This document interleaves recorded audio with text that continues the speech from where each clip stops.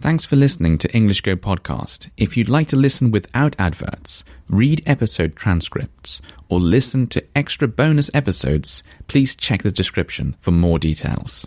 Hello, I have closed all of the windows in my flat. I previously had them all open because it's too hot. But then again, that wasn't doing too much because the temperature inside the flat now is 29.8 Celsius. So quite hot. But what there was before was a nice breeze coming through the flat with all of the windows open. And that helped it feel cooler. I probably should put the air conditioning on now that I've closed all the windows. But I just wanted to record this episode with sort of like, as interruption free as possible, so no distracting sounds in the background. Right, so today I would like to talk about doctors. Doctors? Doctors, yes, but more of clinics. The places where doctors work. Clinics, or like a GP surgery, as we seem to call them in England. And the reason I wanted to talk about that today is because I have been to the doctors recently. I should probably explain that it's quite common to call a clinic or a GP surgery a GP. I should explain what GP is. Oh dear. It's getting complicated all of a sudden. A GP, I think it stands for a general practitioner. So that's like a sort of doctor that's probably specialized in everything and specialized in nothing. So maybe some of them are specialized in something, I don't know. But roughly speaking, they can diagnose, they can examine all kinds of problems. So they're general practitioners or GPs. And so we call them GP surgeries, which is where you go to see your GP. But we also sort of like more colloquially, like sort of slang, just call them the doctors. So I've just been to the doctors. So now you know. Okay. So anyway, I can continue with my story. So recently I had just been to the doctors in Japan. Nothing serious at all. It's just that I don't know if you know, and maybe not, because it's like sort of like specialist terminology when you're talking about medical conditions. But I have something called eczema, which it's nothing. It's just like a redness of the skin that appears on my hands occasionally. It's, I don't know, maybe it doesn't sound very nice. It's nothing at all. It's not contagious. Don't worry. You can't catch it. You can't give it to people. It's just like, it's sort of like an allergy, I guess is the best way of explaining it. Anyway, that comes sometimes when it's hot, I get it. Sometimes when I'm stressed out, I get it as well. I don't know why. It's strange, isn't it? But anyway, I've been having it recently, like this sort of redness on my palms of my hands, actually. Only seems to appear there, really.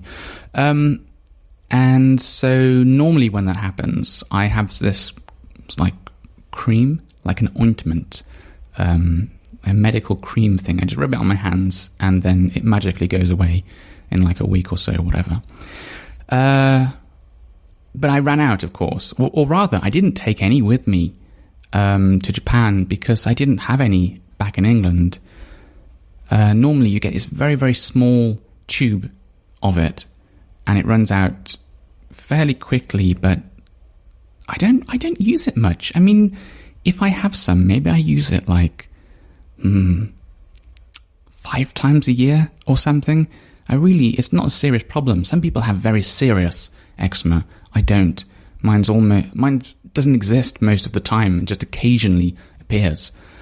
Anyway, so I went to the doctors because I thought, let them have a look and perhaps I can get some of this, some kind of like, this magical cream that just gets rid of it.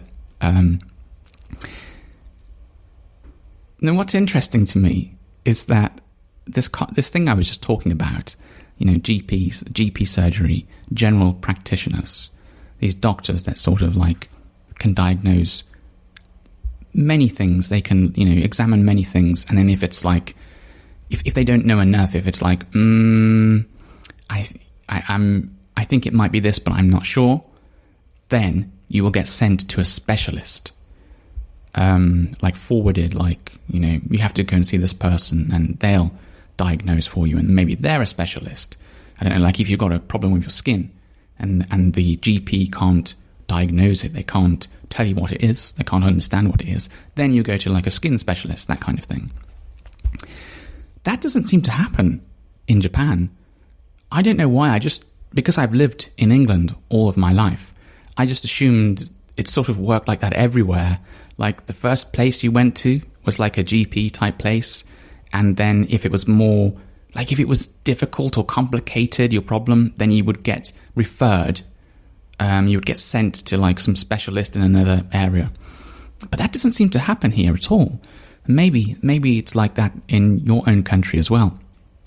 But in Japan, if you've got like a problem with your skin, you go to a clinic that will deal with skin issues. Maybe not just only skin issues, maybe it's skin and something and something and something. It depends on the clinic. But like if you've got a problem with your stomach, you go to a clinic for stomach problems. If you've got a problem with, I don't know, what else? Your arm? I don't know, but like, depending on which part of your body you have a problem with, you have to go to a different place, which is just crazy to me. Anyway, so in England, you register at this GP, and you've got a local GP, like GP surgery. You register there and you stay there. You don't move around. You don't need to. In fact, I don't even know if you can go to another one. I don't think you can. I think once you've registered with one, you have to keep going to that same one. And I think if you wanted to go to another one, because there are GP surgeries all over the country, obviously, if you wanted to go to a different one, I think you'd have to maybe quit your old one first and then join this new one. So, if you were moving in the UK, if you were moving to another place, like moving house or whatever, then yeah, you'd have to quit and join this new one. Maybe you don't have to quit, actually. You just have to join a new one, and then all the records get updated automatically, I think. But yeah, so it's weird. So whenever you've got a problem, you first have to find somewhere that can deal with this problem, and then you've got to go to this place, and then you've got to register there, and you have to fill out a form, and you have to fill out your address, and you have to fill out any, I don't know, medication you're taking or any allergies you might have, and you have to do this every single time. And then you normally get a card as well, like a little membership card sort of thing. So I imagine if you've got lots of problems and you have to go to lots of different clinics, you might end up with 10 of these cards that you have to look after, which just seems a bit weird to me and a bit old-fashioned. Like the idea of having these, why can't it all just be on computer and you just have like one, or maybe just one card and it's all linked together, like a what is it, like a shared database system. Is that so hard to have? But yeah, it's all like really old-fashioned and all on paper and things like that. Yeah. So anyway, I thought that was a bit unusual, a bit different to the way things are done in England. But also another strange thing is just these places in general that I've been going to, like this doctor's place I went to the other day. Wow, it's so different from the ones in England. Like the ones in England, you book an appointment and then you arrive at your appointment, I don't know, maybe 5 minutes before it starts, 10 minutes, up to you really. And you sit down and you wait for like 10 minutes or whatever, 5 or 10 minutes, and then you go and see the doctor. Because, you've booked an appointment. You've got an appointment for 9 a.m. in the morning to see Dr. whoever. And that's how it works. That's not how it works in Japan. I don't know about all clinics, but certainly the couple that I've been to, They don't work like that at all. And my wife tells me that they don't have reservations. You don't book an appointment at doctors in Japan. So what happens is you just turn up, and then you just like ask, I'd like to see the doctor, blah, blah, blah, and then you take a seat. And the waiting rooms are very, very tiny, like compared to the ones in England, very tiny. And because there are no appointments, everyone sort of just arrives at the same time. You don't know how busy it is until you get there. And it means that you can wait a ridiculously long time. We waited, I didn't know, it was either between an hour or an hour and a half to see the doctor. It was one. I only saw one. But yeah, wow. It's a different way of doing things. And I can't understand why you can't book appointments. Because if you could, everyone could just arrive at the time that they needed to. And then the waiting rooms you could fit enough people in. This place was so busy. I mean, the waiting room is already really small. I'm pretty sure some people have houses with living rooms bigger than these waiting rooms. And it was packed full of people, and it was a hot day, and the air conditioning was sort of ish working, but then it was so busy that people were standing outside in the hallway, and there was no air conditioning. And unfortunately, I was waiting in the hallway as well, and it was just hot, and it was crazy. I mean, you're supposed to go to this place to get better. I wouldn't be surprised if some people died just waiting for the appointment. It was that hot, and yeah, just waiting so long, crazy. But anyway, I will leave it there for now, and perhaps I might say something about it in a future episode. But yeah, a bit of a shock to me. I don't know if I would say it was a culture shock, because I don't really class that as culture. Do you? Do you class do you think like waiting for doctors is like a cultural thing? I'm pretty sure we used to do it like that in England years ago. I seem to remember when I was a child going to the doctors with my mother and having to wait a long time. Maybe it was because I was a child and I didn't want to sit still. I don't know, but it felt like a long time. And now we've got you book, you phone, you make an appointment over the phone. You can go on the internet. You can make an appointment using your computer, or you can download like an app now. You can download an app and make appointments on that. And, all of this happens because of technology. Back when I was young, like back in, like 4 or 5, so we're talking like back in the 80s, they didn't have computer systems. So they couldn't do this kind of like booking stuff. And I think probably did they could, but that would be on paper. But anyway, I think it just turned up. It's pretty similar to like Japan. But like computers were invented. And so we can do stuff like booking now. But in Japan, it's like, no. We don't bother with that. Let's just carry on using old-fashioned methods. And I don't know why. It's like people don't want to change it. I guess it's like that old saying in England. I don't know, well, if it's in England, but in English, if it ain't broke, don't fix it. Is that right? Probably. So if something's working, just leave it alone.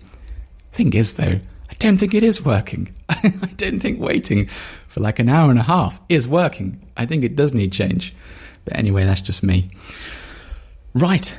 Until next time, I hope you have a lovely day. Bye-bye.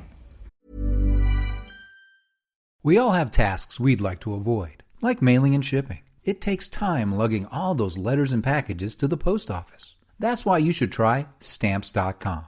For 25 years, Stamps.com has made mailing and shipping easy. You get all the services of the post office right on your computer, anytime. No traffic, no waiting, no hassle. Plus, you save money with discounts up to 84% on USPS and UPS. With Stamps.com, all you need is a computer and printer. Print stamps, print shipping labels, and if you sell products online, Stamps.com connects with every major marketplace and shopping cart, so you can spend less time on shipping and more time on your business. Get started with Stamps.com today. Sign up with promo code PROGRAM for for a special offer that includes a 4-week trial, plus postage and a digital scale. Just go to Stamps.com and enter code PROGRAM. For over 10 years, Grammarly has been powered by AI technology that you trust and rely on. With one click, you and your team can easily brainstorm, rewrite, and reply quickly with suggestions based on your context and goals. More than 30 million people rely on Grammarly to help them with their writing today. From important emails to send, cover letters to submit, or presentations to finalize, you'll be amazed at what you can do with Grammarly. Go to Grammarly.com/go to download for free. That's Grammarly.com/go.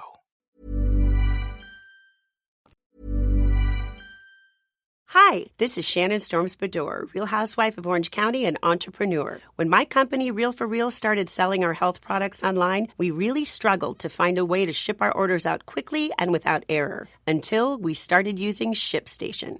ShipStation's simple dashboard makes it easy to automate shipping tasks and effortlessly manage your orders from every marketplace, including Amazon, Etsy, Shopify, and more.